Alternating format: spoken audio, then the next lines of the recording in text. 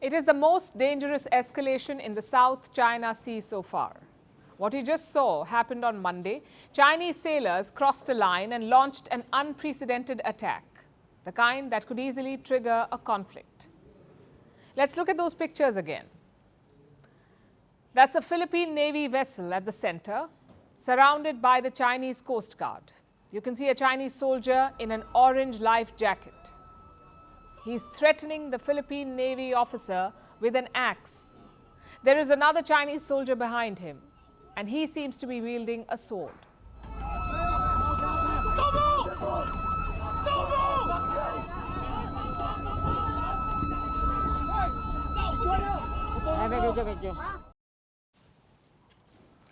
And from here, the situation deteriorated. Chinese troops deployed tear gas. They hurled rocks.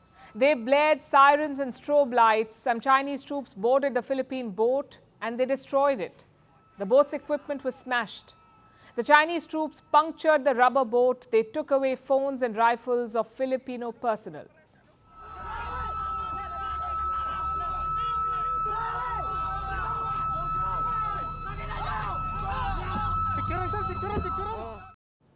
It was excessive and brutal.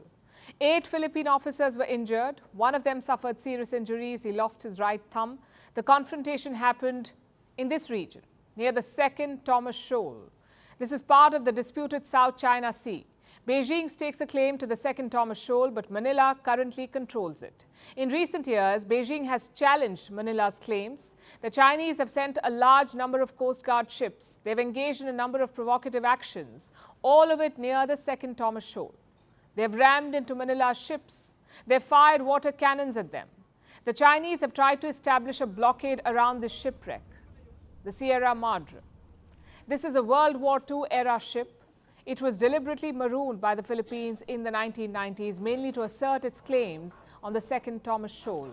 The Philippines has stationed Marines on it, on the shipwreck. They have Marines, and these Marines need supplies. So every now and then, Manila sends a boat or a ship with supplies for the soldiers.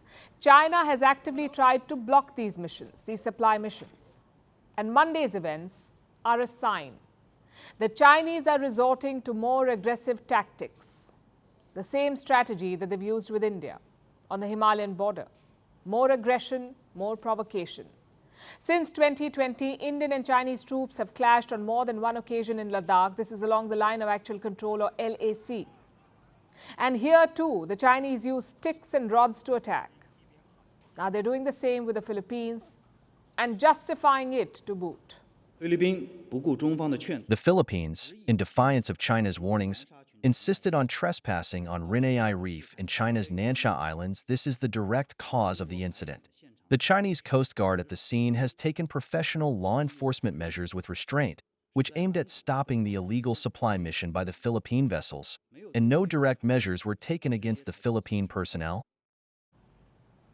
They say they acted with restraint. If using knives and axes is restraint, what is excess? Where is the restraint in boarding naval ships without permission and then wrecking and looting them? The Philippines says only pirates do this. And we couldn't agree more. This is an act of aggression by China, and they don't seem to be interested in de-escalating tensions. Over the weekend, there was a fresh provocation. China introduced a new law. It gives the Chinese Coast Guard sweeping powers. It allows them to seize foreign ships and detain their crews. They can be kept in Chinese custody for up to 60 days, and that too without a trial. The Philippines is a clear target of this new law, and their president has issued a warning to China. If by a willful act on a Filipino, not only serviceman, but even a Filipino citizen, if a Filipino citizen is killed by a willful act, that is, I think, very, very close to what we define as an act of war, and therefore we will respond accordingly. If the Chinese Coast Guard arrests any Filipino, it will be like an act of war. That's how President Marcos Jr. sees it.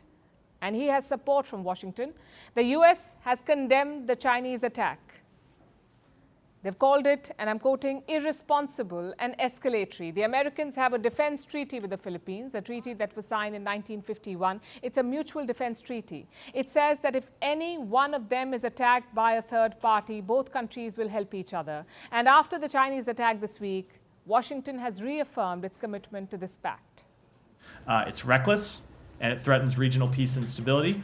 And finally, this escalatory incident is the latest in a series of provocations by the PRC to impede critically needed supplies from reaching service members stationed at the Sierra Madre, and those actions reflect consistent disregard for the safety of Filipino lives and for international law in the South China Sea. Yesterday, Manila sent a message to Beijing urging China to avoid actions which endanger the lives of sailors. The Philippines says it wants a dialogue.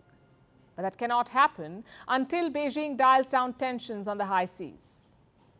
The situation is still volatile. China needs to de-escalate and pull back its troops. Else, we are heading into another conflict at one of the most dangerous flashpoints in the world.